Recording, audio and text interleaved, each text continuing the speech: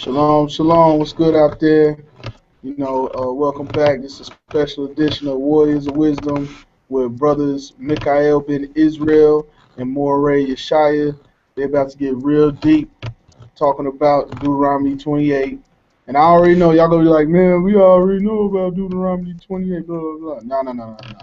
They coming with some information that y'all may have looked over and y'all ain't never seen before.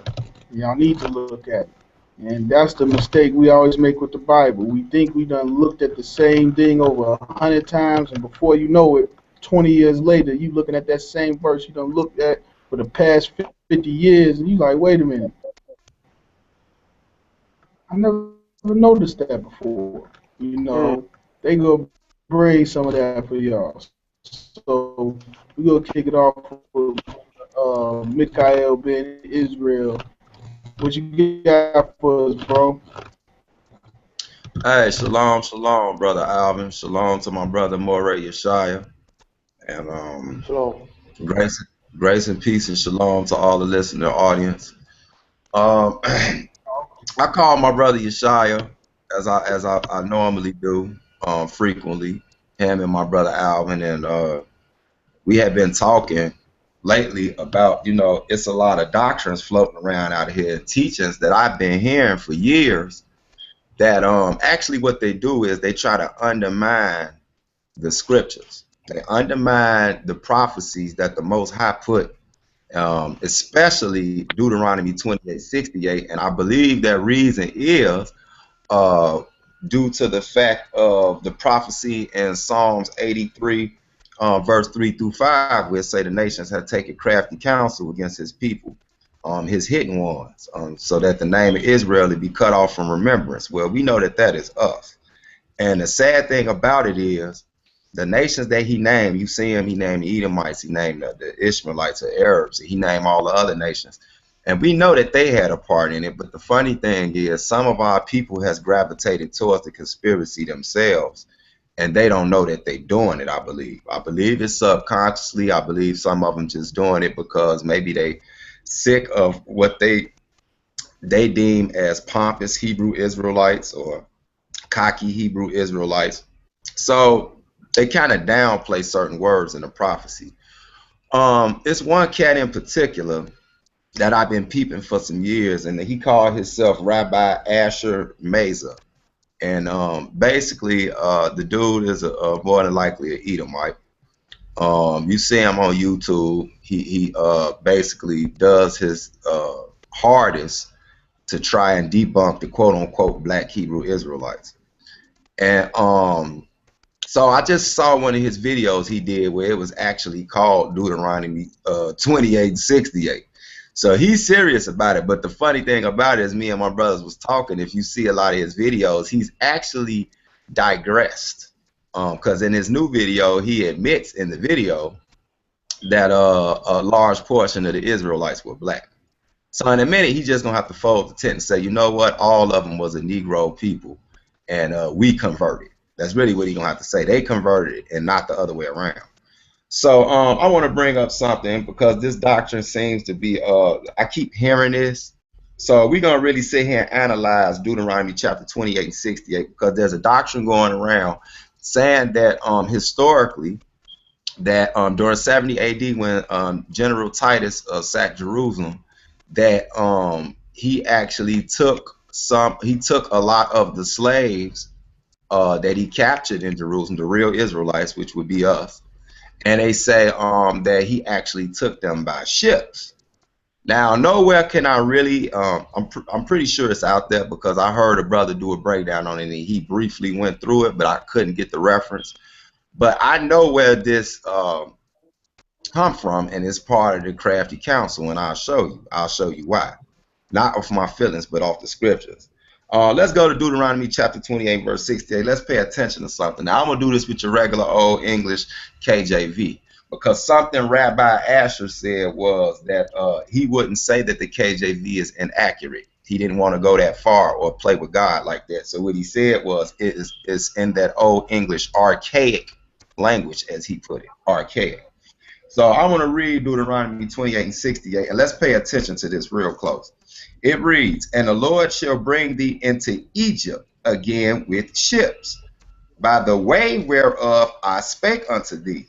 Thou shalt see it no more again, and there ye shall be sold unto your enemies for bondmen and bondwomen, and no man shall buy you." Now, if you notice, it said, "He shall bring thee into Egypt again with ships." Now, this the thing. We all know that Egypt is symbolic with bondage and captivity, because you cannot find, not even the rabbi guy cannot find a big massive kidnapping of the Israelites going back into Egypt as a nation. You're not going to see it. You'll see times where small groups and pockets went back, and the Lord actually reprimanded us for that. But never again was the whole nation flooded into Egypt. That actually will go against what the Most High said in Scripture. So we know that this Egypt cannot be that exact same Egypt. So I think that's just kind of common sense. But it's the with ships part that we want to focus on.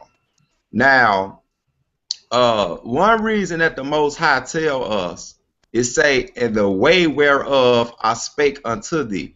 Now, if we going into these ships, and it's letting us know the way the way that the Israelites are going to go into this bondage or this Egypt is by way of ships, then that's letting you know that that's one of the only ways that this certain dispersion will be able to take place. Meaning that this population of Israelites that will be sent into captivity, the only way they can be sent where they're going to be is by ships. So what does that let you know? That means that there has to be a large body of water to cross, and that means that these ships have to be boats, not some well, it didn't say, well, yeah, we'll send a few ships and the rest of you can walk. Because if we did the thing from Israel to Egypt, then it wouldn't make sense. I mean, like, would you had sent all the Israelites by those ships, or would some of them walk and some of them be in ships? Why would some of them be in ships? Was they royalty or something like that? No, they didn't care about you beating your feet for 90,000 miles. Come on, that's silly. So I want to pay attention to that. Since he brought that up, and then the brother turned around and said that the English language is archaic. I'll get to that later. Matter of fact, I'll just tell you, go to Malachi chapter 1 and verse 11, when he said that the stammered lip and another tongue he shall speak to this people. So whenever somebody say something like that about the KJV, you should automatically just stop talking to them, because that means they don't believe the Most High. Okay, so since it says that the Israelites would be sent by ships into Egypt in Deuteronomy chapter 28 verse 68, then that would explain how he's going to gather us. Let's go to Isaiah chapter 11. This is one of my favorite, and a lot of people like to go here for good reasons. But now, if you put it with Deuteronomy 28 and 68, it would make sense. Now, let's look at Isaiah chapter 11, verse 11. This is the Lord talking about recovering the Israelites. So let's see what he say he's going to recover us from. "And it shall come to pass in that day that the Lord shall set his hand again the second time to recover the remnant of his people that goes with into Egypt again by ships." You see what I'm saying? The second time. Now watch this. Remember, he recovered us once up out of Egypt. So let's watch this.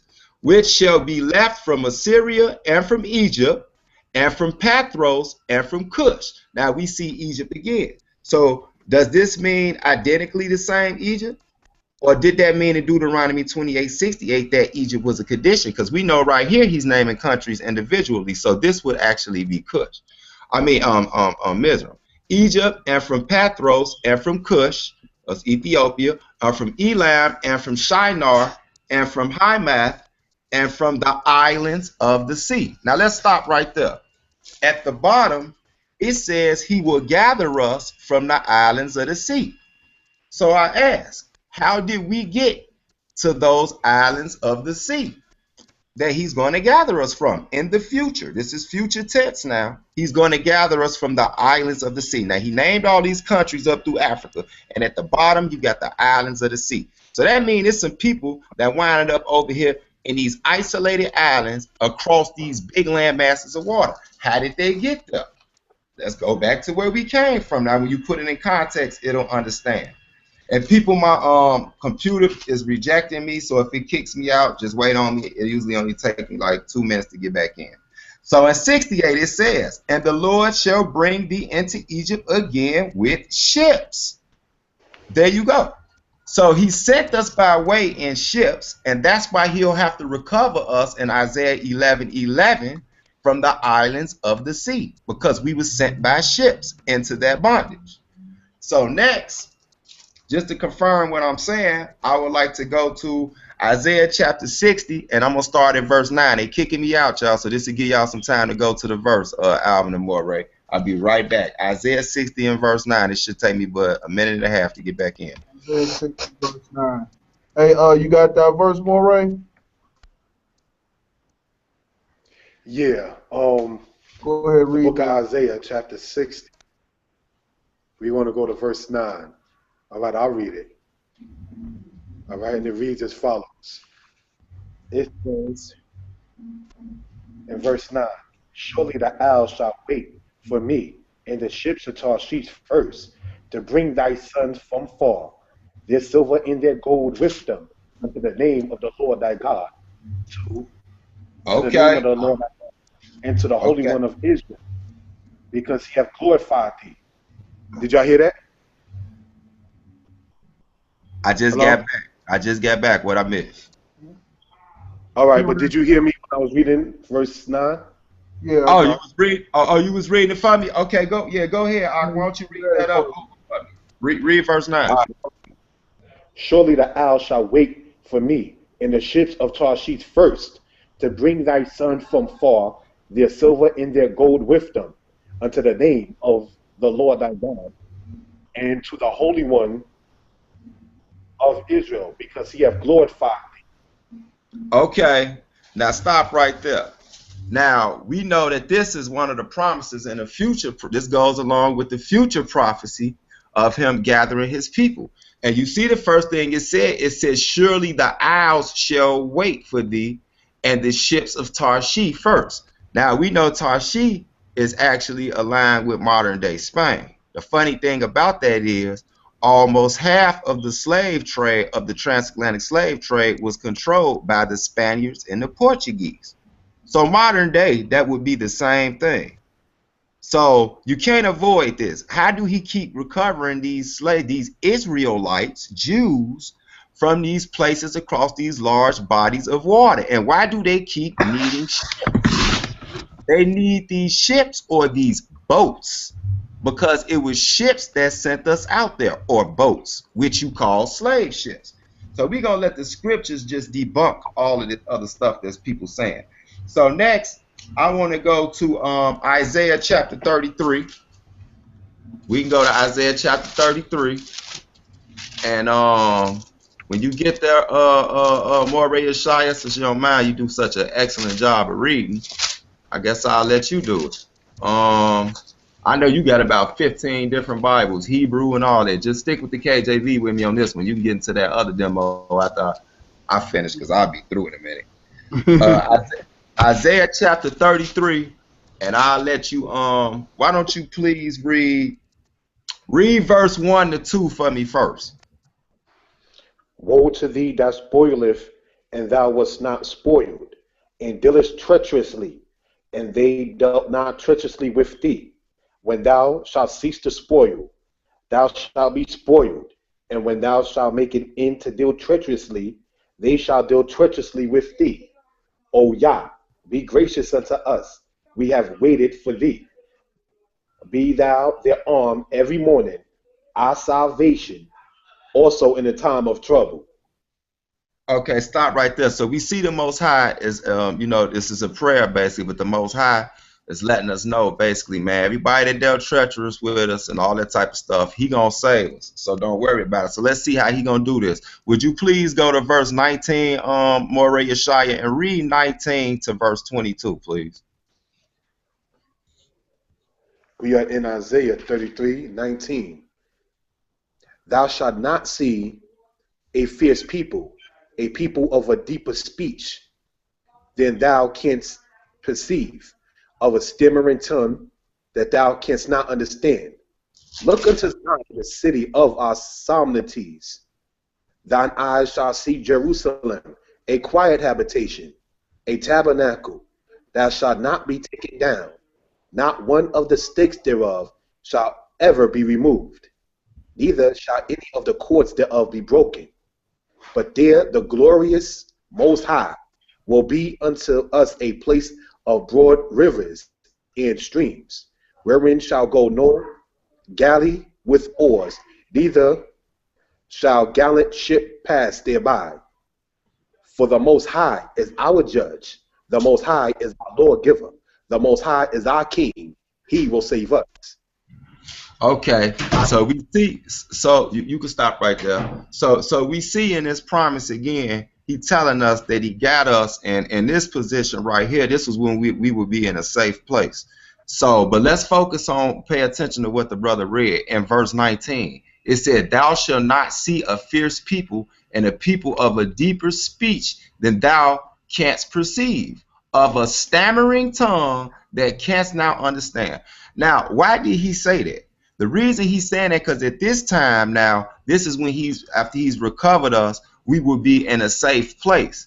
And the reason he brought up these fierce people with this deep speech and this tongue is because the same people that he sent us to on those ships in Deuteronomy 28:68 had a deep speech, basically they had a language that we did not understand, and they was a fierce countenance. Now, I ask you, in 70 AD, when we were scattered amongst the Romans were not strangers to us at that time. We knew who the Romans was, because in the New Testament, we was dealing with the Romans. So it was Israelites who would have known their speech. But you know whose speech they wouldn't know? The people that descend from those same people hundreds of years later, around the 15, 16, 1700s, now they was speaking a new language called English. English and Spanish. These languages did not exist in their current form back then. Therefore, the Israelites that had been sojourning throughout Africa, that wound up in the west coast of Africa before we got on those ships, would have seen these people and would have had absolutely no idea what language they were speaking. Now it makes sense. So let's just verify this about these people and see if these are the people that basically picked us up during the slave trade. Let's go to Deuteronomy, back to Deuteronomy chapter 28.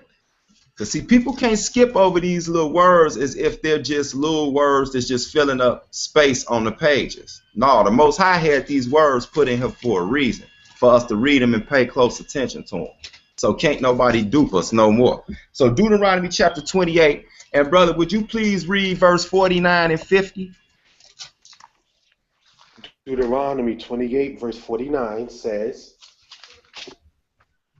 the Lord shall bring a nation against thee from far, from the end of the earth, as swift as the eagle flieth, a nation whose tongue thou shalt not understand, a nation of fierce countenance, which shall not regard the person of the old, nor show favor to the young.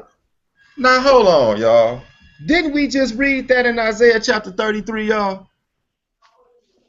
Now y'all see what people he gonna be recovering us from. He said we won't have to worry about them no more. These people with this stammering lip, this confusing tongue, this fierce countenance. Here they go again. These are the people who we basically got sold to in a transatlantic slave trade. And before somebody try to say, but look, it says nation. Yes, it says nation, but in the same Deuteronomy 28, it also tells you the nations that he will have us scattered to. So the term nation is just letting you know that this is another group of people besides us. You know, even Rome was made up of multiple nations, but it was still called a nation. So now we see the book is identifying itself. We don't need somebody to philosophize. So to the Rabbi Asher Mesa, another act for you. Face it, we are the Israelites, and if you do serve the God of Israel, I welcome you. But you got to get that hate off your heart, man. Now let me say this, and then I'll be able to turn it over to the teacher, MOREH YESHIAH. I like to stay in Deuteronomy 28 just to further pay attention to something, because this right here is something a lot of Israelites or haters don't pay attention to. This is going to do some serious damage to the Roman myth of the ships having to do with 70 AD. This is about to kill it right here. They kicking me out again, so I'll be back in a minute. But I want y'all to stay in Deuteronomy 28 and go to verse 60. Go to verse 60 to 61 for me, Yeshua. You can start reading, and I'll just come back in and reiterate. 60 and 60. Deuteronomy 28, verse 60. Moreover, he will bring upon thee all the diseases of Egypt, which thou wast afraid of, and they shall cleave unto thee. Also, every sickness and every plague, which is not written in the book of this law, them will the Lord bring upon thee until thou be destroyed. Can I be heard?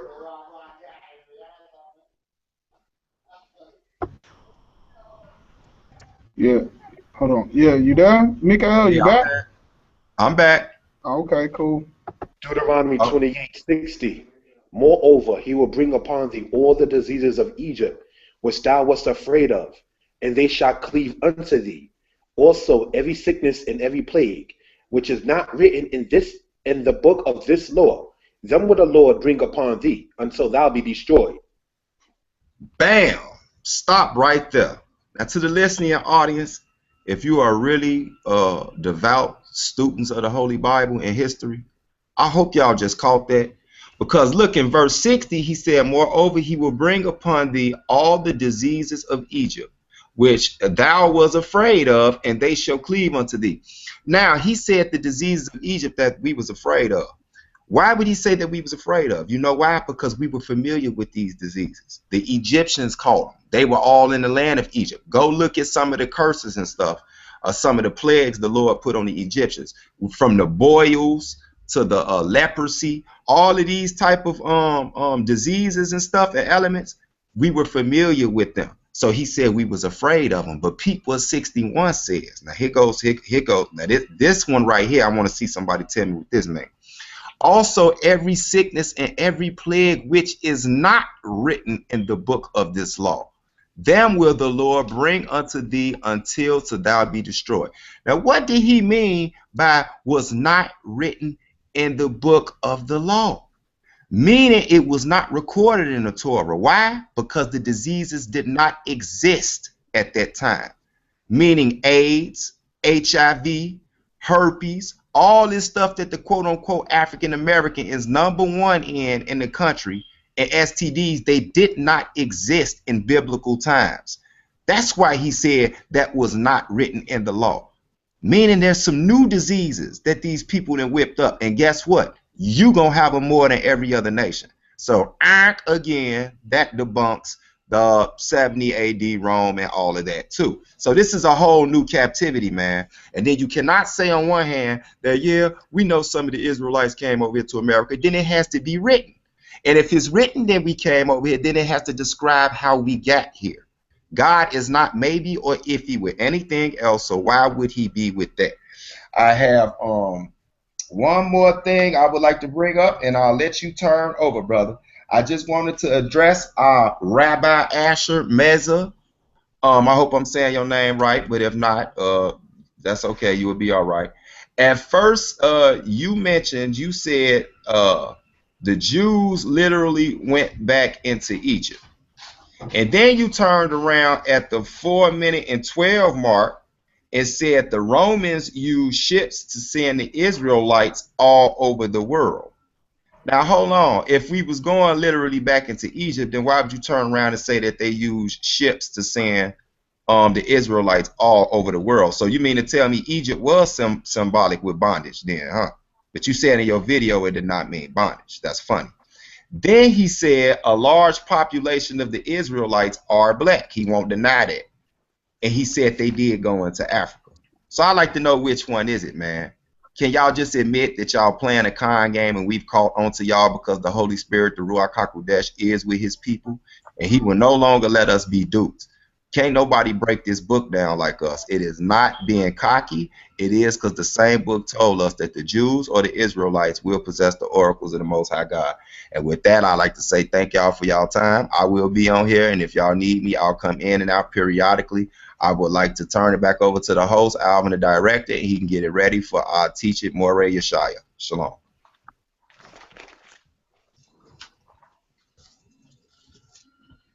Alvin, you there? Can you hear me? My bad. Yeah. My mute button be messing up. Yeah, hey man.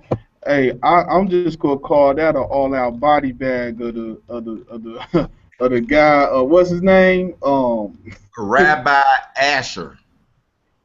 You know what? He kind of resemble Rabbeinu Shalomathon Sacco. Dr. Sacco Shalomathon. Oh, he'll have some more videos out, y'all. Stay on the lookout for Dr. Rabbi Sacco Shalomathon. And I like to put a plugger in there before the teacher starts. My show, The Walls of Jericho, will be back active next month. I've been on a month vacation. I know a lot of people upset with me, but I had to get a lot of things together and right first. So I will be back, and I got some new surprises, and I'll have new guests on the show. So go ahead and let the brother MOREH get down because he got some heat to bring.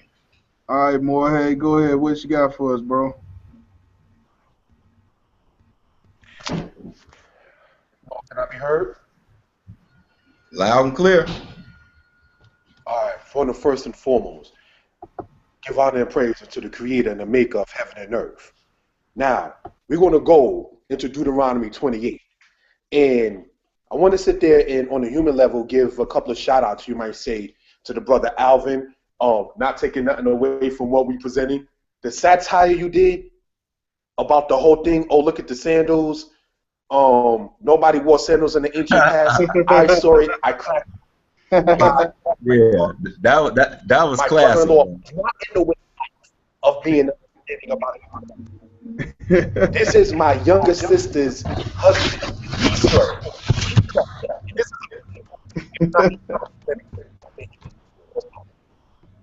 and what I've noticed is that right there kind of set the tone. Some people got upset because what you did, brother, with the Spirit of the Father, to show how silly certain things actually can be. So let's continue in that same kind of vein. In certain things, let's go to Deuteronomy. All right, we're going to go to Deuteronomy 20, verse 68, right? Here's what we read. Now, we're going to go here. I'm going to deal with the King James. And then, according to God, by Asher, he said, I don't need a little more. He said, a true Hebrew Israelite go into the Hebrew. So we're going to see what happens when the true Hebrew Israelite, blessed be the Father, gets into the Hebrew. Because according to him, that's our figuring of qualification. Okay, let's move on. It's here at the end. And the Lord shall bring thee into Egypt again with ships, by the way whereof I spoke unto thee. Thou shalt see it no more again. And there you shall be sold unto the enemy, of bondmen and bondwomen, and no man shall buy you. Now, not only did Rabbi Asher go into the Hebrew, as if to say that that's a qualification for true Hebrew Israelite. He doesn't, in that video that I posted on the wall, he doesn't get into the Hebrew, no disrespect to him as a person. And then there's another person who goes into the Hebrew in another video about this, but he doesn't sit there and understand what he's talking about. Okay, let's go over to a key word that Israelites teach and then get into the Hebrew. First off, when you go, well, now the Hebrew we're talking is, okay, that was the vowels, okay, which a lot of people use. Let's go in here and sit there and explain it from that point, right? Here's what we read, if we're following, right? Okay, I see that my hand was inside the way there. All right, let's go on. It says, where's sheep cop? Let's stop right there. Where means and. And in English means that it's a conjecture. It's joining one thought to another. So therefore, you can't start in Deuteronomy 28:68 and just end right there, as if that's the whole point. Incorrect. You have to start from before. You cannot read a book where it starts off by saying and get the full meaning of what has been presented. Somebody's misleading you by just having the word and in the beginning of the sentence. So that means you have to go to the and see what it's talking about. Let's see what the and is joining the two things too, because that's even in English. And means and, right? Okay, let's go on, Hey, Miller. Moray, your voice going in and out. Yeah, I couldn't hear him. Put the phone up. Are you on your phone, bro? I'm gonna fix that. No problem. Give me a second. Now you loud and clear now. Yeah. All right, no problem. Okay, now, can I be heard? Yeah, there we go. All right. So now, going into this here with the Hebrew, right? It says, YESHIAH. Now, where means in.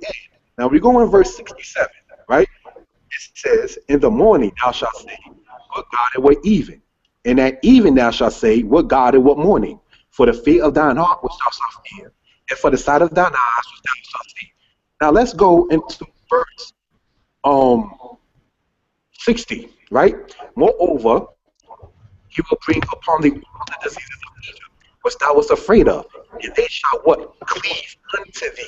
So what were the diseases of Egypt that the people was afraid of? Because we have to sit there and see what is the makala or the koleh or the sickness or the disease of Egypt that the people was afraid of. That is right there is, for one thing, talking about the hardened heart that the Pharaoh had, the arrogance, the belligerence that thou was afraid of, to where your belligerence actually caused your downfall. You see, so now let's go, if we will, to verse 64. And the Most High shall scatter thee among all people, from one end of the earth even to the other, and there thou shalt serve other gods which neither thou, the people in Moses' time, nor thy fathers, Abraham, Isaac, and Jacob, have known, even wood and stone. And among these nations thou shalt find no ease, neither shall the sole of your foot have rest. But Yah shall give thee there a trembling heart, and failing of eyes, and sorrow of mind. And thy life shall hang in doubt before thee, and thou shalt fear day and night, and shall have no assurance of thy life. In the morning thou shalt say, what God and what even. And at even thou shalt say, what God and what morning. For the fear of thine heart which thou shalt fear, and for the sight of thine eyes which thou shalt see. Now, let's understand from verse 64. The spirituality is going to be cut off because the people are going to be dealing in idolatry. One. Then in verse 65, while you are among those nations after the scattering, which they refer to as a diaspora in certain cases, while you're in there, you shall have no rest for the sole of your foot. And in verse 66, your life shall hang in doubt before you. You don't know what in the world is going to be going on. And now in the morning, which means that it's dealing with the different aspects of the society. In the morning, you should say, I wish it was evening. And in the evening, you say, oh man, I wish it was morning. For the fear of your heart, which you shall fear, because you have no rest for the sole of your foot. Now, this is all after verse 64, after the scattering. Let's go. And the Lord shall bring thee into Egypt again with ships. By the way whereof I spoke unto thee, thou shalt see it no more again. And there you shall be sold unto your enemies for bondmen and bondwomen, and no man shall buy you. Now, according to the guy, not to keep harping on him per se, Rabbi Asher, he said the true Hebrew Israelites, if I'm quoting the man right, is something about going into the Hebrew. So we already went over the way part in verse 68. Okay, where Heshibka. Heshib is a hifil verb stem when you're dealing with the Hebrew, similar to what the rabbis and teach. Okay, now in that aspect, that is what you call the causative stem. So that means whatever or whoever in that case is going to bring you into Egypt will cause it to happen. There is a higher one that is causing that to happen. It didn't just say that you will go back. It says that you will be caused to go back. That is to say, return. One is causing you to return back into what? Egypt. And who is the one doing it according to the prophet Moses? Yah, the Most High. Now, Ms. Ryan, now let's look. Hello, can I be heard? Loud and clear, Ak. Yep. You taking in this fruit right here. Go ahead, bro. All right, let me go. I'm trying to get my camera back up.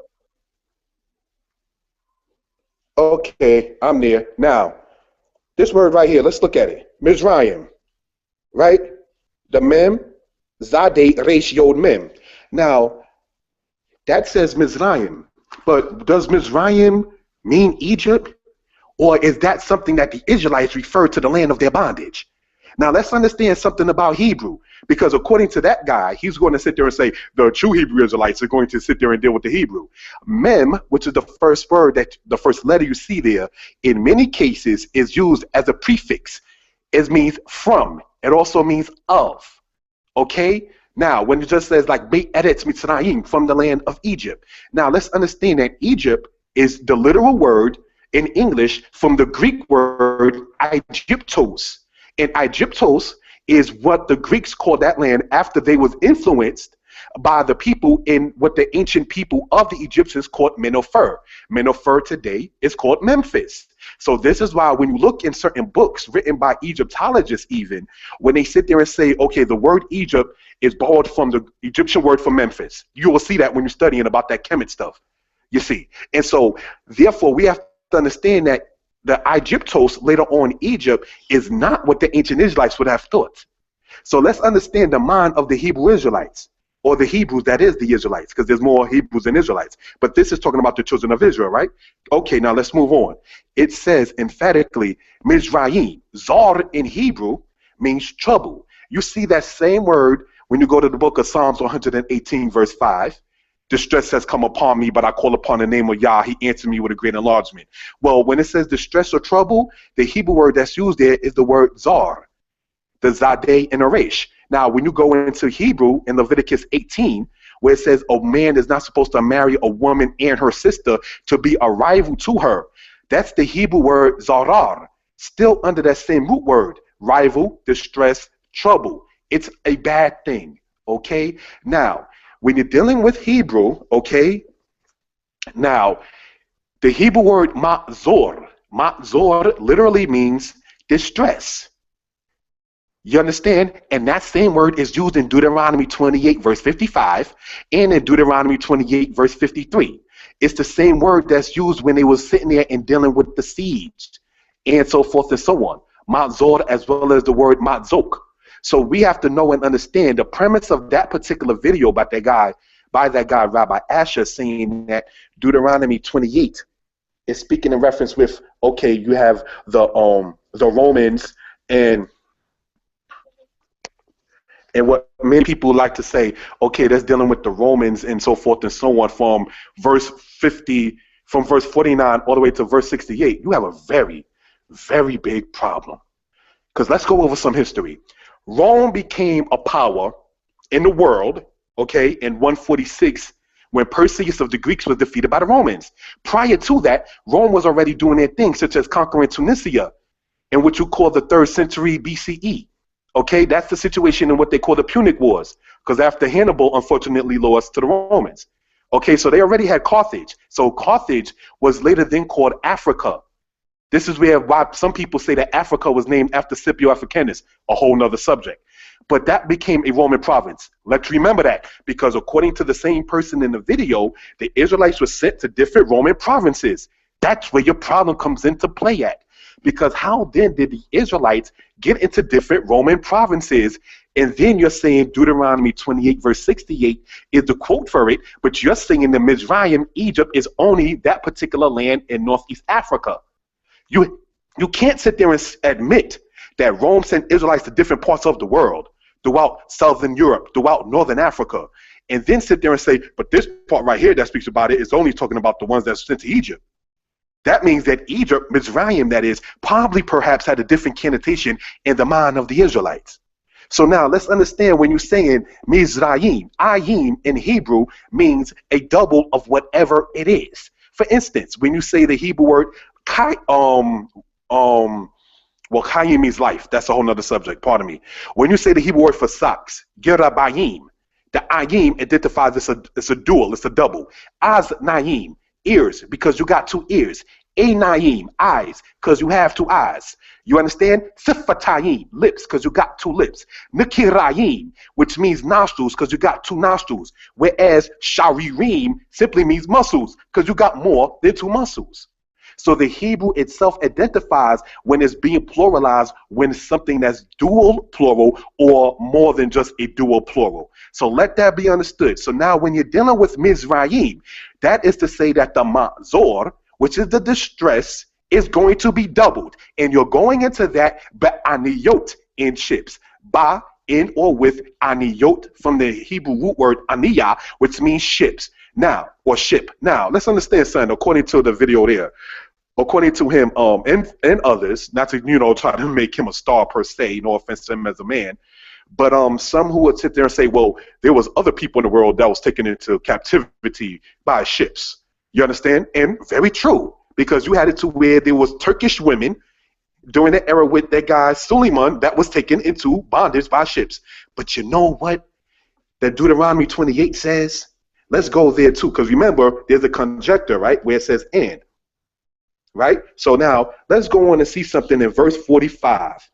It says, moreover, all these curses shall come upon thee and shall pursue thee and overtake thee till thou be destroyed, because thou dost not hearken unto the voice of the Most High, your King, to keep his commandments and his statutes which he commanded thee. So it was a contract, a berit, a covenant that was broken when Israel transgressed the laws of the Most High. Go to Daniel chapter 9, verse 11. It says, all the curses that's written in the law of Moses have been poured upon us. Now, when you go into the book of Nehemiah, it also gets into that similar subject. When you go into the book of Ezra, it gets into that similar subject.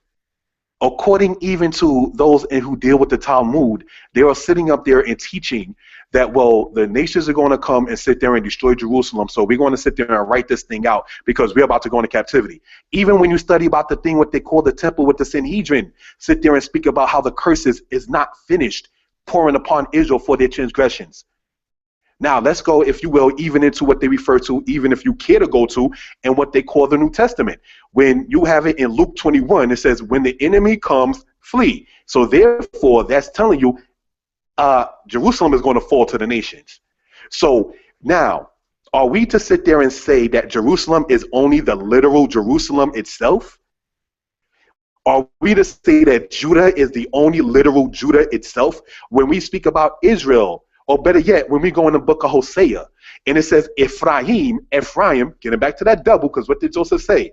When he named his son, the Most High made him doubly fruitful in the land of his oppression. Ephraim, the ayin, representing the double dual plural. Okay, now, when we read in Hosea, when it says Ephraim is an upside down cake or a cake not turned, is that talking about only the tribe of Ephraim, or is that talking about the capital, which represented in Samaria, which was represented in aspect of the nation of Israel as a kingdom? This is why, and all thy getting, get understanding. So now, let's go into the subject that some people present, and then go back and forth, if we will. Because they like to go into certain subjects. Let's go to Isaiah chapter 30, if we will. We're going to go in Isaiah chapter 30, verse 1, okay, and see what it says right here. And here is what we read. It says, woe, which means, trouble. Woe to the rebellious children, saith the Most High, that take counsel, but not of me, and that cover with a covering, but not of my spirit, that they may add sin to sin.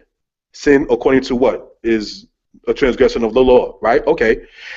That walk down into Egypt, that walk to go down into Egypt. But hold on, the book of the Torah tells us that it's 11 days journey between where Canaan was and where Egypt is. So it talks about them walking down into Egypt. When we go to Genesis chapter 12, it says that Abraham went down into the land of Egypt. When you read in the book of Jeremiah chapter 35 and chapter 36, one of those chapters, it speaks about Uriah the prophet, and how when Jehoiakim, the king of Judah, wanted to have that prophet assassinated, he ran down into Egypt, and that the men of King Jehoiakim went down after him into Egypt and had him brought back to Jerusalem and slain before the King Jehoiakim. That's right, in Jeremiah chapter 35. So we see the Hebrews going back and forth, unfortunately, in that case of murder.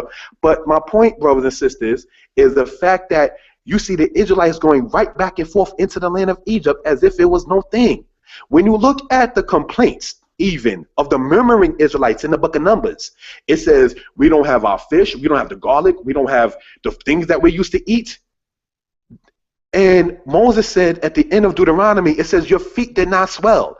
Never was there a complaint about the Israelites saying, oh, wow, we're just in this big land with nowhere to go. We're just don't know what in the world going on.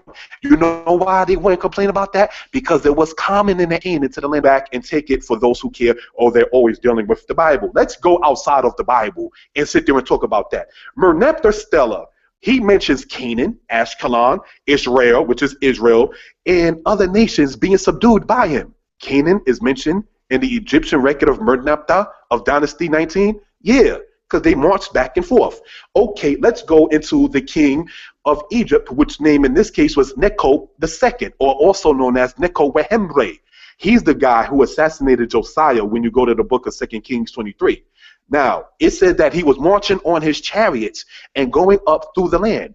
And if you know history, what was going on in the 7th century BCE, in that case, with that particular march is this: Assyria was falling down. Babylon was coming up. So what the Egyptians were attempting to do historically and politically is to go and help out the Assyrians against the Babylonians, so that way they can sit there and formulate some kind of nucleus.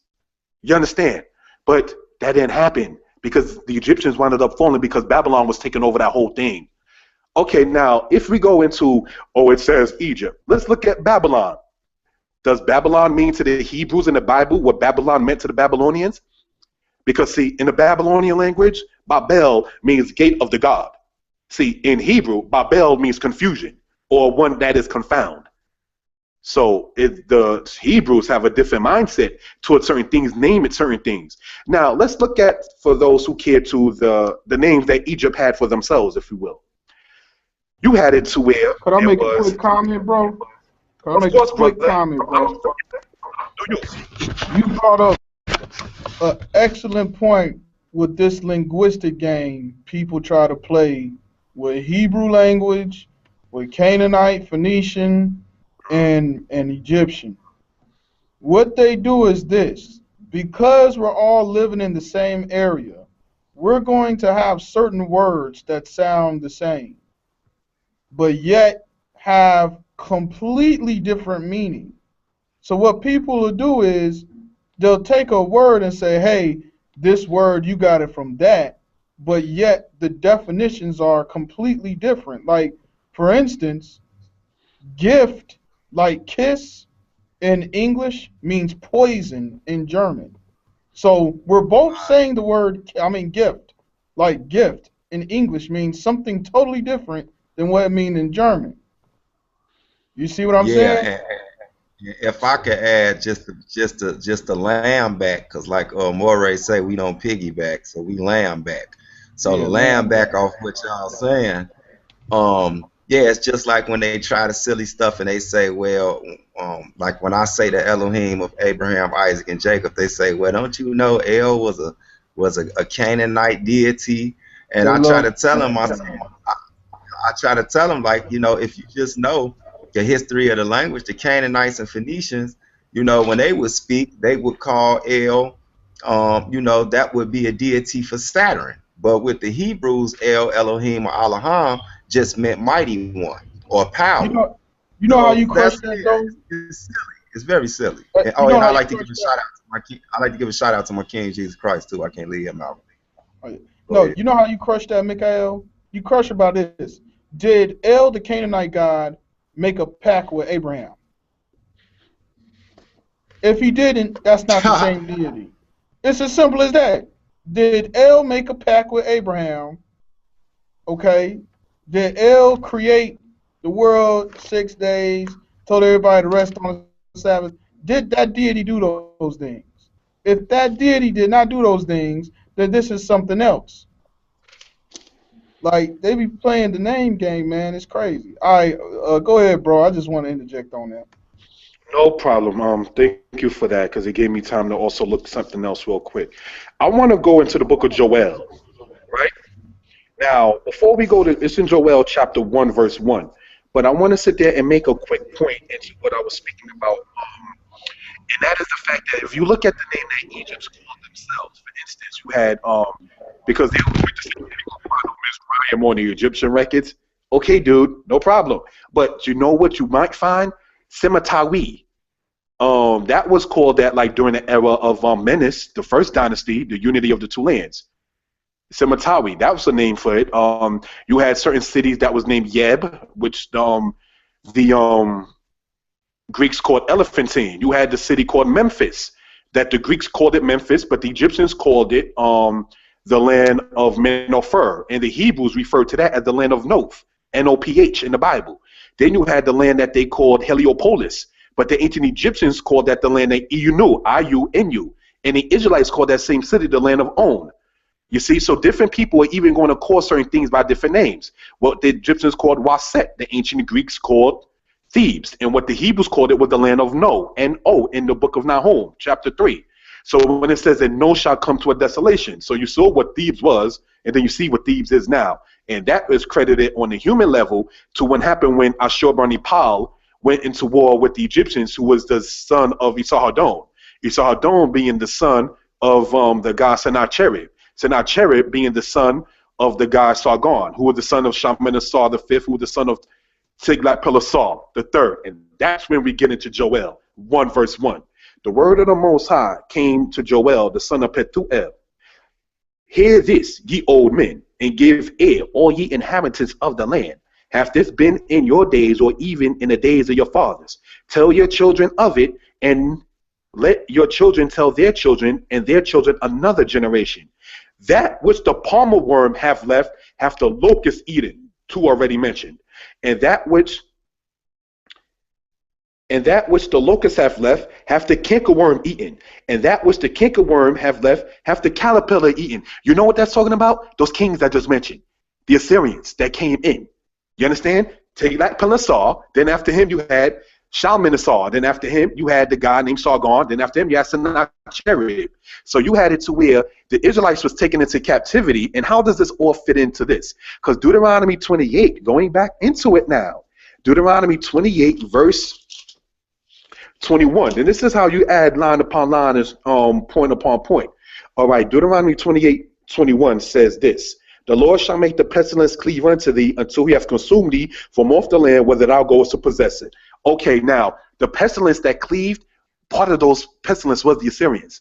And due to that, especially after the situation that happened with Shalmaneser, and then later on with Sargon, and the situation with Tiglath-Pileser first, the borders of the land of Israel was only from Issachar to the borders of northern Judah. After Tiglath-Pileser in 1 Chronicles chapter 5 took Gad, Reuben, and Manasseh, and then he took Asher, Dan. Then after that he took over Issachar and Zebulun, and so forth and so on. So now when you go to 2 Kings 17, and it says that the king of Assyria went up throughout the land and besieged Samaria. Hold on, are you telling me that Samaria was besieged, and this is part of the same people Moses was talking about in Deuteronomy 28? Because remember, it says all these curses shall come upon thee and shall overtake thee. So we have to look to see not the Turkish woman with the issue with Suleiman that happened in the 16th century and so forth and so on, being taken from Turkey, or being taken from Russia to Turkey, Turkey back to Russia for his harem of women. No, because they were not there when Moses gave Deuteronomy 28. Anybody in a boat in captivity don't make you an Israelite. You have to sit there and be able to trace how all of those particular curses happened to your people in your history. And the European Jews, no offense intended, cannot do that. They was in Germany already. They decided to go from there after the Khazars was defeated by Genghis Khan, and he pushed them further into Western Europe. And so that's the situation with that. So you wasn't taken by ships. And many of the people who sit there and talk about Deuteronomy 28, getting back to verse 68, they do not mention the fact that none of these other nations speak about ships. And one person who tried to do it stumbled, if you don't know history, by saying, well, you know, okay, it doesn't say that Titus himself took them in ships, but Hadrian did use ships for some people that he used as captives.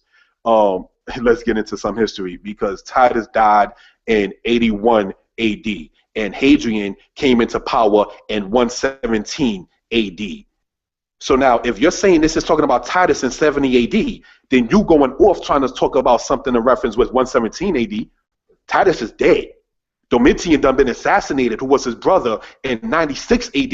So now, if we're going to get into some history and chronology, your case looks sloppy because you're not understanding the Hebrew way of the understanding of Mizraim, which basically means Ma'zor, the same word used in Deuteronomy 28, verse 53, about the distress.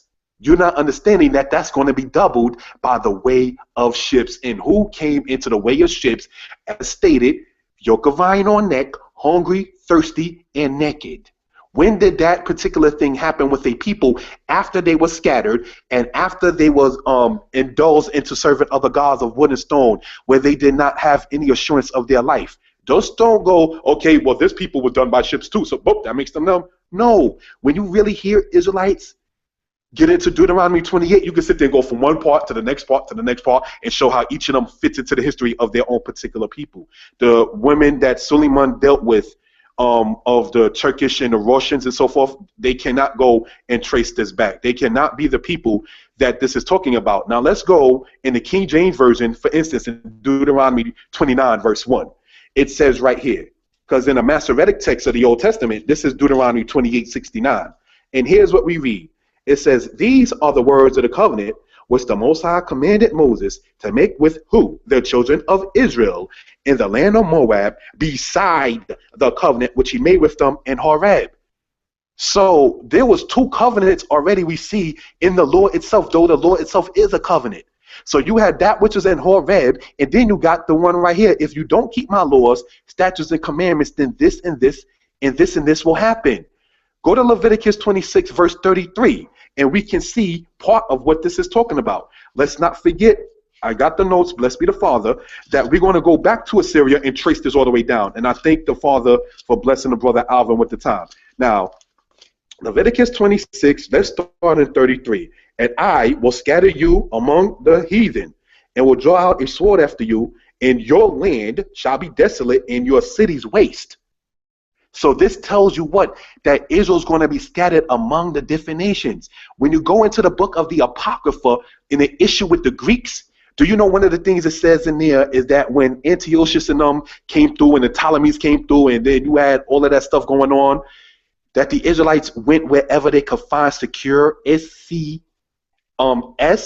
S-E-C-U-R-E, which means another word for security. So wherever they can go for security and safety, that's where the Israelites went. So it says what? And I will scatter you among the heathen. So this is how you're going to wind up seeing Israelites in Yathrib, which is in Saudi Arabia.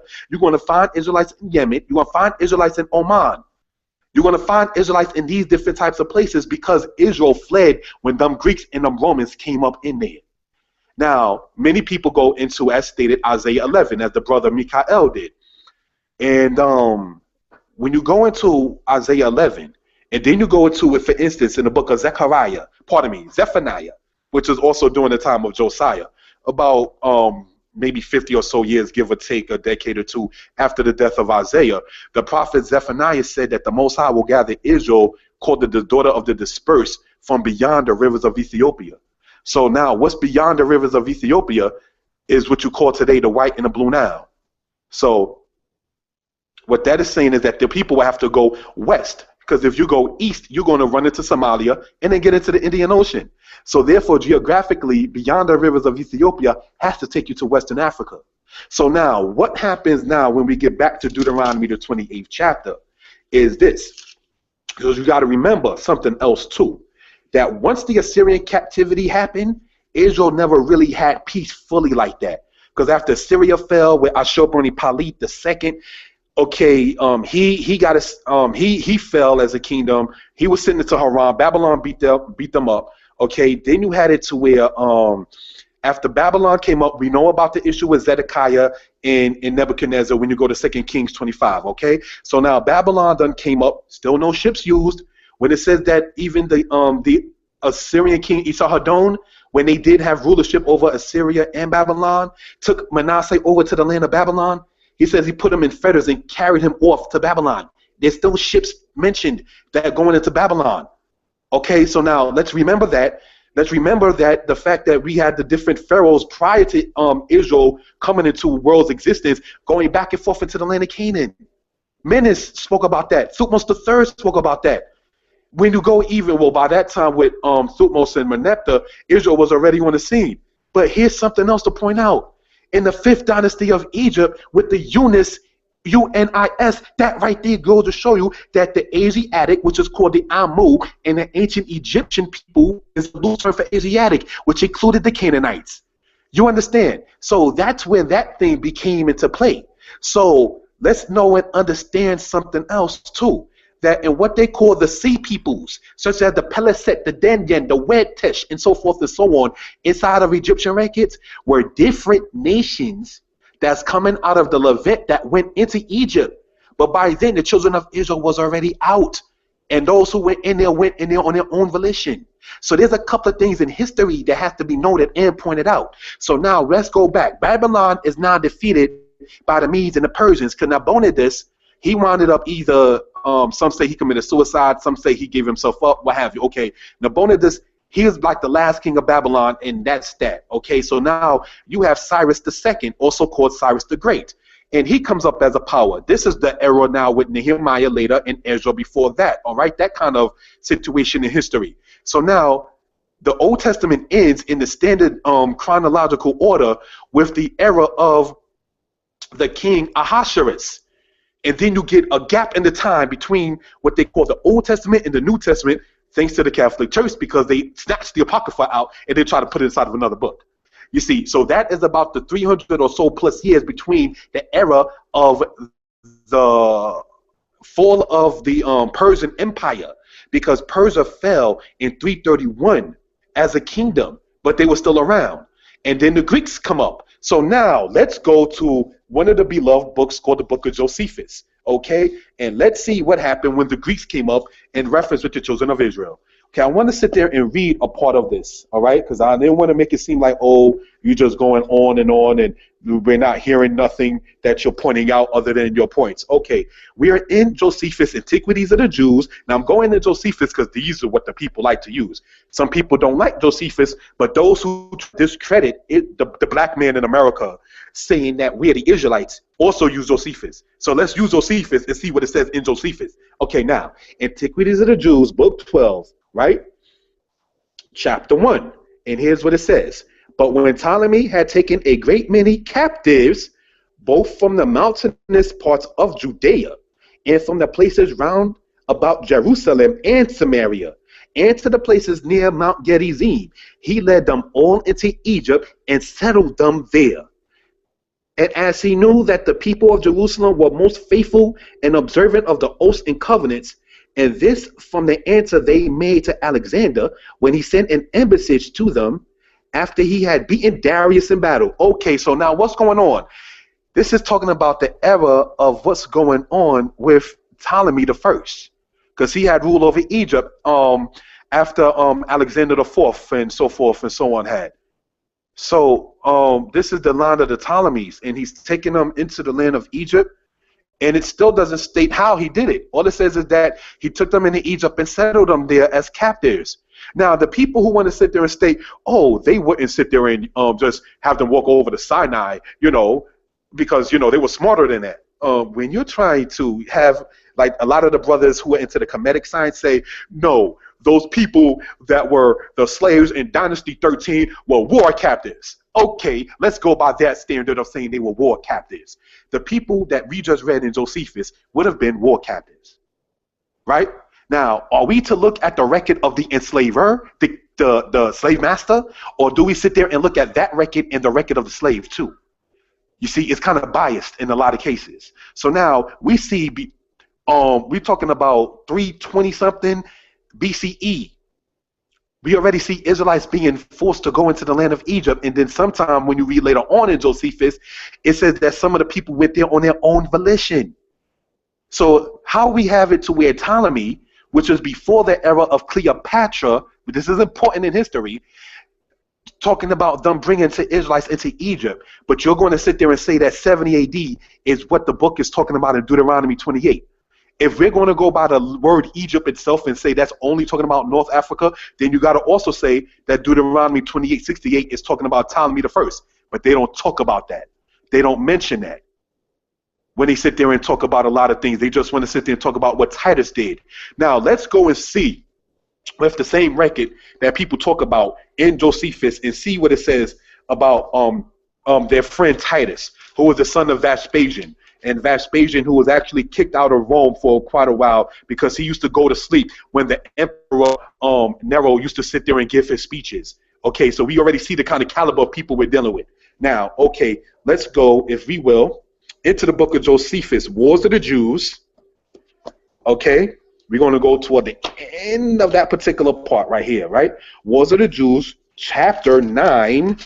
We're going to go and read the caption. What injunction Caesar, me speaking of Titus, what injunction Caesar gave when he was come within the city, the number of the captives and of those that perished in the siege, as also concerning those that escaped into the subterranean caverns, among whom were the tyrant Simon and John themselves. Oh, okay, hold on. So that right there, the caption itself, we are, for those who missed it, the book of Josephus, Wars of the Jews, chapter 9, but we're going to go into part of verse 2, right? And here is what we read. So this Fronto slew all those that had been seditious and robbers, who were also preached one to another, pardon me. But the young men he chose out of the tallest and most beautiful and reserved them for the triumph. Hold on. Okay, let's look. See, it says it right there. He reserved them for the triumph, right? Says it right here. For the triumph. Now, what triumph is that talking about? Remember, Rome is in Rome. That's in Italy. So when it says that he reserved those particular ones that they considered to be beautiful and tallest among the sons of Israel, that was taken by Titus, right? It says he reserved them for the triumph. What triumph is that talking about? Because you're telling me that it's talking about Titus taking them into Egypt. But that means he took Israelites in different places according to the same record that you're talking about. The triumph that he's talking about is that triumph that he made when he went back, when Titus himself went back into Rome and said, see, look, these are my prisoners. Now let's jump the gun and then go back. In the movie Colombo, which is the word Quilombo, if I'm mispronouncing it, my brothers from Brazil, pardon me, I'm speaking about the black people, our brothers and sisters in the, like, Zumbi dos Palmares. I'm talking about Ganga Zumba. I'm talking about Astatereni. I'm talking about Camocon. I'm talking about the people who were taken by the Portuguese and settled in Brazil by being taken as captives. And they were called, if I pronounce it wrong, I apologize. I don't speak Portuguese, okay?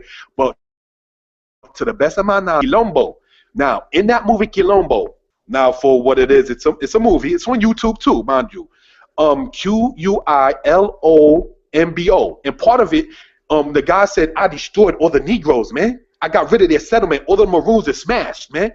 I got rid of all of them. They ain't gonna have no Negro. We're gonna keep the language clean. Is gonna be able to ever step foot into Palmares again, which is the place where they were settled at during slavery and where they escaped to the mountains in Brazil, in northern Brazil. And so the guy asked him, okay, you defeated the Negroes. Yes, I did. Where are your prisoners? Don't they ask, please don't know this? Where are your prisoners? Because if you can't show me the prisoners, how do I know that you defeated the people? See, Titus didn't leave the Romans to ask that question. Titus said, I'm going to bring the most beautiful and tallest among those sons of Israel up for the triumph. And the triumph was done in Rome.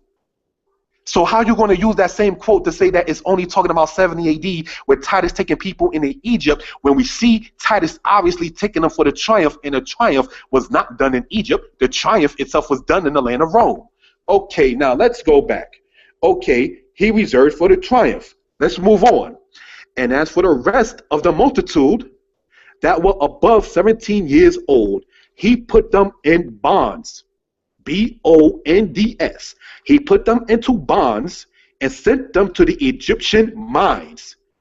Titus also sent a great number into the provinces as a present to them, that they might be destroyed upon their theaters by the sword and by the wild beasts. But those who were under 17 years of age was sold for slaves. Hold on. Something's wrong. Hold on. It never said ships. This is the same chapter they use, you know. Let me go over it again. It's Wars of the Jews, book 6, chapter 9, and if you read the whole chapter, it don't mention the word SHIPS. So they're saying, well, we don't see it right there, but Titus had to have done that because he would have never sat there and just, you know, not taken them that way over the Sinai, because that would have, you know, not been good. How do you figure that? When Egyptians took prisoners across the Sinai, that a lot of brothers in the Kemetic knowledge have to sit there and say those were war captives. Whether you call them war captives or whether you call them captives, the people who are the captives are not happy. Let them tell their story. I'd rather listen to Harriet Tubman than Massachusetts. You follow? Okay, now let's get back to the point of this right here. It says Titus also sent a great number into the provinces. So when he's taking them into the provinces, that's different places. That's why earlier when I spoke, thank the Father for the time, I mentioned Carthage with the issue with Hannibal, because by that time Carthage was already a Roman province, because after the third battle of the Punic Wars, Rome was, they defeated Carthage and rebuilt it and named it after themselves and had it for themselves. So now, the issue also, prior to Titus, let's talk about the ships, if we will. Julius Caesar, in his own way, before Rome became an empire, because Rome was a republic, and Julius Caesar's nephew named Augustus was the one who said, okay, now they're going to sit there and call it the empire. Prior to that, from the year 509 BCE until the year 27 BCE, Rome was known as what they call the republic, and then when Augustus came, they called it the Roman Empire for history purposes. Okay, now let's move on. Titus is long after Augustus. Okay, now let's get back into the issue at hand. Julius Caesar went with his army through the land of Gaul. You know what Gaul is today? France. Gaul. And when he got to the northern part of France, they used ships to try to go into Britain and take over Britain. But the British beat up Julius Caesar, so Julius Caesar had to retreat back. And Britain wasn't taken over again by the Romans until over 100 or so years after that, with the guy, don't quote me, look him up, he's either Claudius or Cassius. One of those Roman emperors was the one who then sat there and tried to get up into Rome, get into England or Britain, because you got to cross what's today called the English Channel to get from France into there. So you can't go there by feet, you got to use ships. So let's understand something. If we never see a reference in the sources that they're talking about, because we read even before in history now that Julius Caesar, before Titus that is, he used ships. So it's not as if somebody was going to sit there and say, oh, well, we meant ships, but we didn't sit there and state it. No.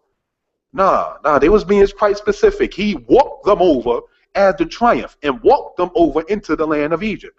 Remember, it's only 11 days journey when you're going from the land of Canaan to the land of Egypt. Even when you watch the movie Roots, right? Though it's a Hollywood-based thing, but let's just take that for example. When Kunta, who was unfortunately later on named Toby, when he was talking to the guy Fiddler in the movie Roots, it says, that's the guy who bought Fanta when we came off the slave ship. Fiddler, how far is that, where that man live? I don't know what, 2-3 miles? Days, Fiddler. How many days? That's how the ancient nations judge timing. So when you go in the scriptures and it says it's 11 days journey from Canaan to Egypt, just like Kunta was saying, Fiddler, how many days does it take to march? So we can see even then how that culture still is kind of in connection when people traveled for days. That was nothing to sit there and, be, too hard to understand. So we have to sit back and understand certain things. Now, getting back, if we will, into Josephus, right? Let's go to part 3. Wars of the Jews, book 6, chapter 9, verse 3. Now, the number of those that were carried captive during the whole war, okay, they were war captives, ding, ding, ding. Now, the number of those that were carried captive during this whole war were collected to be 97,000. As were the number of those that perished during the whole siege, 1,100,000. The greater part of whom were indeed of the same nation, which citizens of Jerusalem, in brackets, but not belonging to the city itself. For they were come up from all the country to the feast of unleavened bread, and were on a sudden shut up by an army, which at the very first occasion so great as straitness among them that there came pestilential destruction upon them. I wanted to sit there and just read that particular part right there, because that means that some of those people that Titus had gone into the land of Egypt with as captives, all of them, according to Josephus, were not even Israelites. Because it says that some of them were of the other people that came up in reference with keeping the Passover. Remember what happened with Idumea and John Hyrcanus centuries before this event happened in 70 AD? When Judas Maccabeus, his nephew, who was the son of Simon Maccabeus, John Hyrcanus, he made the Edomites, that is to say the Edomians, convert over to the ways of being Israel. Remember Obadiah? We're going to connect it. Blessed be the Most High. Remember Obadiah speaking about how Edom and how the nations that were at peace with Edom lay a snare against him?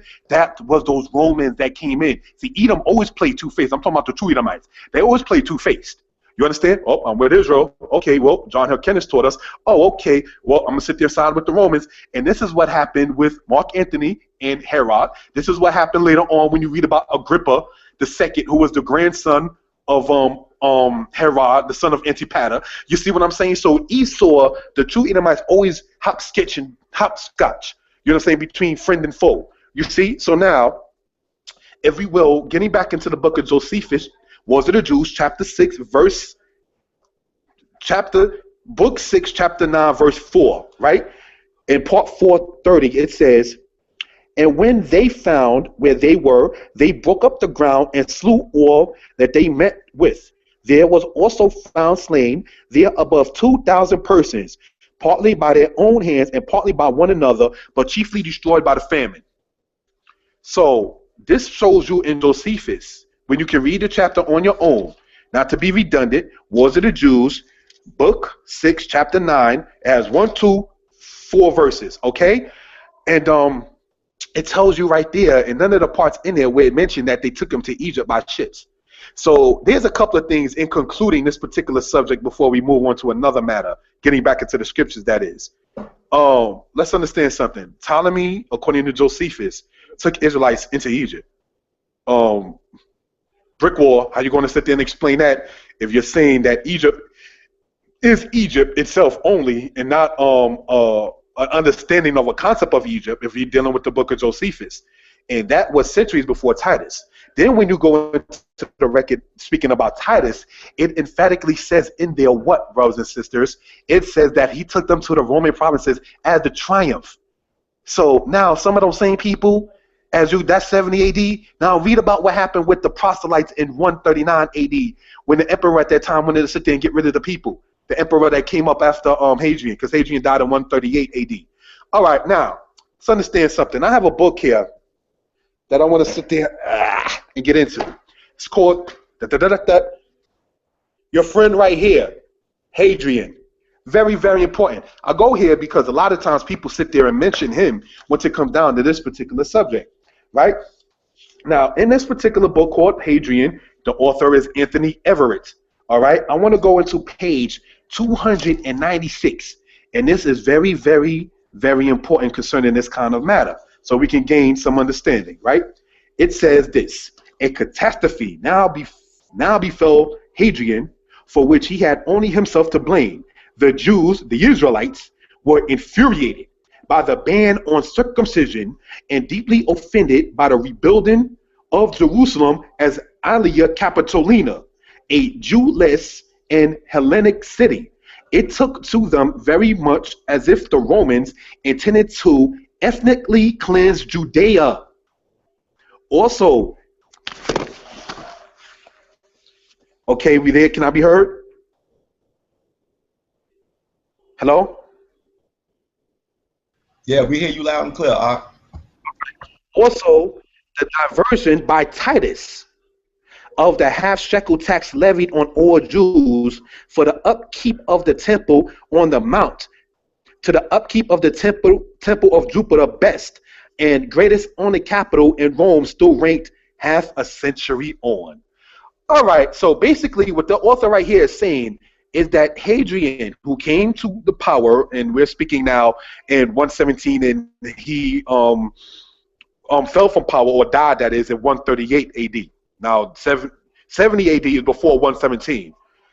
Where were these Israelites that Hadrian had the problem with? They was in the provinces of Rome. One of them in particular was an actually case in the land of Egypt.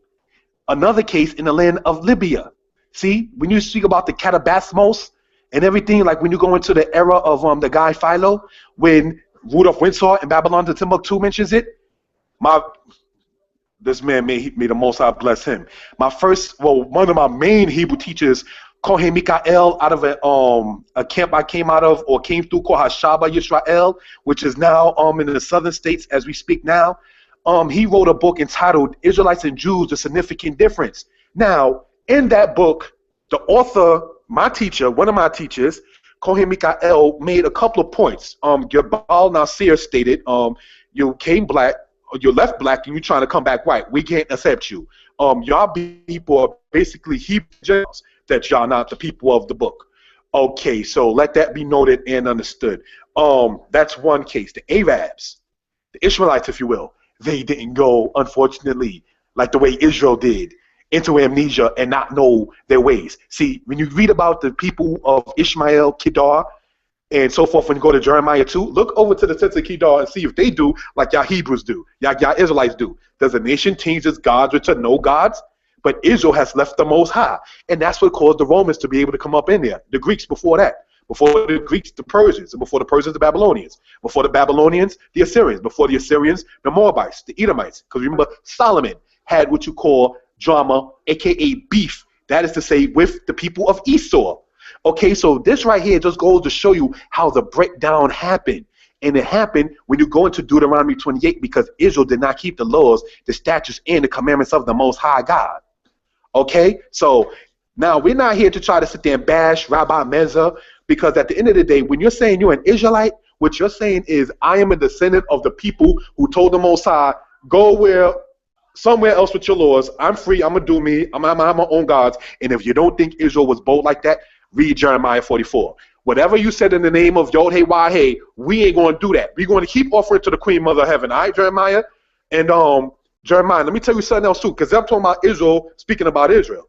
See, Jeremiah, I want to tell you something else. When you go in Jeremiah 44, this is what the women said, not to sound sexist. Our husbands knew what we were doing when we offered to the Queen Mother of Heaven. In other words, if my man, speaking as a woman, I'm not a woman, but speaking in reference with a woman, if my husband ain't telling me, who are you?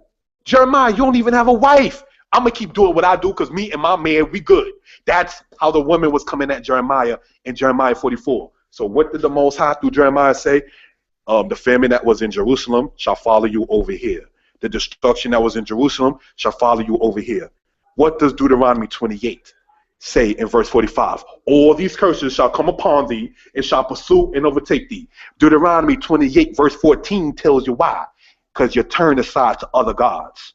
That's why. That's why the Assyrians came up in there. Read Isaiah the 10th chapter. Oh, the Assyrians, they are impelling the sons of Judah.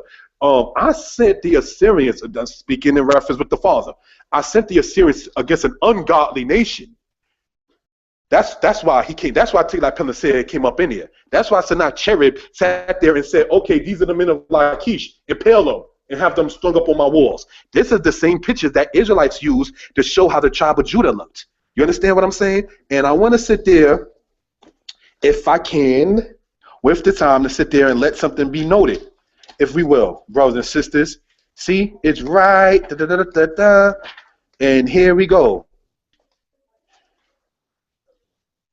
See, it's part of it right here. Look. See, this is Syrian army. That's that right there. That's Israel. That's the Assyrians. See, that's Israel being impaled. See, it's right there. Let's go on, if we will, so we can see what's going on. Here's Yehu bowing down to Shalmaneser III, Assyrian king. This is the Assyrians. This is what Isaiah 10 is talking about. See how they sat there and impaled them? Same premise right here. What they did to the tribe of Judah. Okay, so that way we can gain an understanding of what's going on, and there should not hopefully at this point be any misunderstanding. Now, we spoke earlier, right, about the triumph with Titus. Let's look and see what we're talking about, brothers and sisters. This here is what they call the Arch of Titus, the menorah, and all of the people, the Romans. And where did they carry the stuff off to? Where do you think that stuff is today? Okay, I have an idea, but let's move on. So now if you sit there and look at something like that, this right there is called the Arch of Titus. So we see from the Assyrian era, is going all the way down into what happened later on with the Israelites. You understand? So that way there should be hardly any misunderstanding. Let's see. Okay, right here. This here is a copy from the book by the elder, may he rest in peace, Ben Ami. Right here in this book, it's entitled God, the Black Man, and Truth. This is a map that I've drawn up from that. See about how the diaspora of Israel happened into the parts of Africa? See? Israel going western, Zephaniah 3, verse 10 to verse 14. After Assyria, the northern tribes came into here. The southern tribes, after the Greek and Roman dispersion. So when you look at that, and then you take what the author Rudolph Windsor wrote in Babylon and Timbuktu, when he said that Eldad the Danite, you can look him up, E-L-D-A-D, Eldad the Danite, when he said that, yeah, there were tribes of Israel that came over here, Asher, Simeon, Gad, Naphtali, Dan, Ephraim, Manasseh, and Zebulun, and eventually we set up a kingdom. Why is it when you study college courses, they only talk about West Africa once it comes down, brothers and sisters, to the kingdoms that came up, Kenem Borno, Za, Zigzag, Nufa, Ashanti, Ghana. I'm not saying that there were no people in the world, or that is to say in this particular part in Western Africa before Israel got there. But when Israel scattered there is when those kingdoms came up. And when the transatlantic slave trade happened is when those kingdoms came down.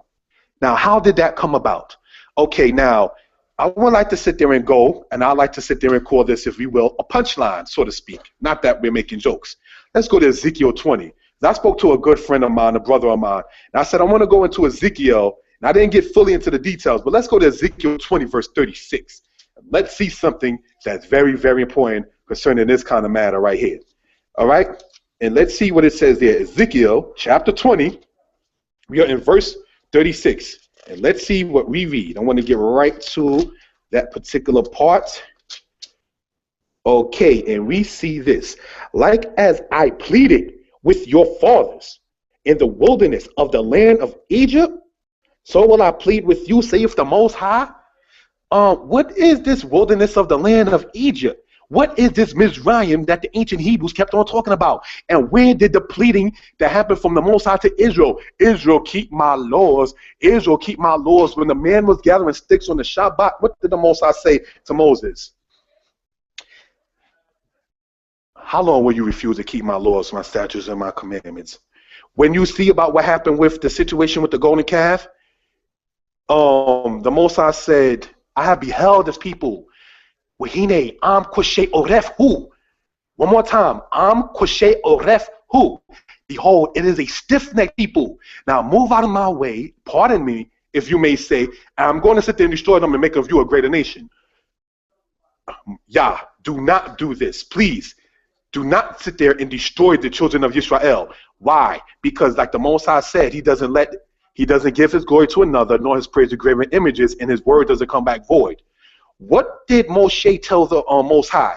If you destroy them like that, the Egyptians will say that you couldn't sit there and bring them over into the land of Canaan like everyone was talking about. You're right. You're right. My name, not speaking about YESHIAH, speaking in reference with the Most High. Yod-Heh-Wah-Heh, he who was, he who is, he who will be. He can't let his name go out like that. He will not let his name go out like that. So therefore, I'm not going to destroy them. But what does it say in the book of Numbers? And you shall know my displeasure. I'm gonna get at you. I'm gonna let you wander in here for 40 years. And even as Cecil B. DeMille's film, The Ten Commandments, talk about, he let him wander in the wilderness for 40 years to see whether they would keep his laws or not.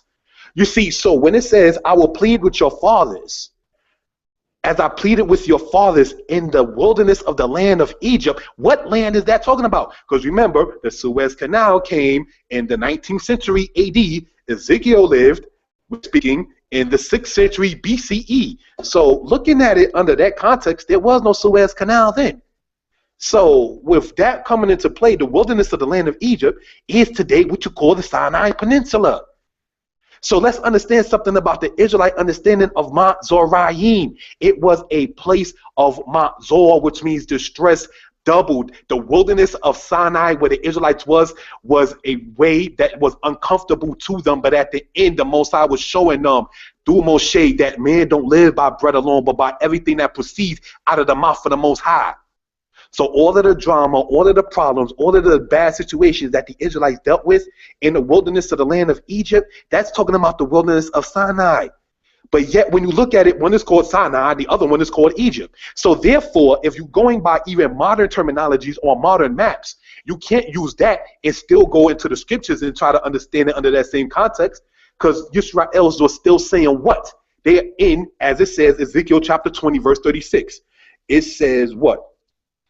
Like as I pleaded with your fathers in the wilderness of the land of Egypt. So this right here goes to show you when he goes to Exodus 20, I am Yah, thy power, which what? Brought you out of the land of Egypt. Ding, ding, ding, out of the house of bondage. See, you left out of the house of bondage. Now let's go to 1 Kings chapter 8:51.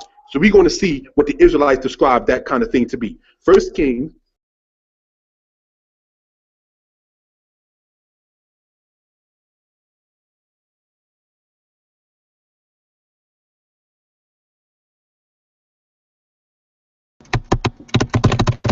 Yeah, bro. I'm here. He bailed out. Damn, he was just getting some good stuff. MOREH, you there? It might have kicked him out. He should be right back. He been putting in some, man. This some work right here, man. Definitely putting in that work, Joe. I done sat back, bust down me a bag of popcorn. Right. Man, I'll tell you that Jehu picture though, man. Man, why they had to do the homie like that, man?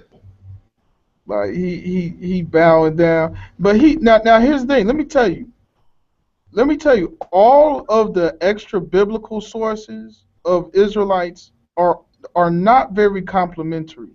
Every single outside source of an Israelite is us getting defeated. You got Jehu bowing down to Shalmaster. You got us held captive. On the Meneptah still it says we've been laid waste. You know, every single non-biblical thing we getting destroyed.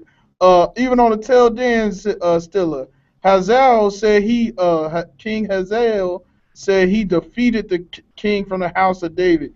It's like not very complimentary, man.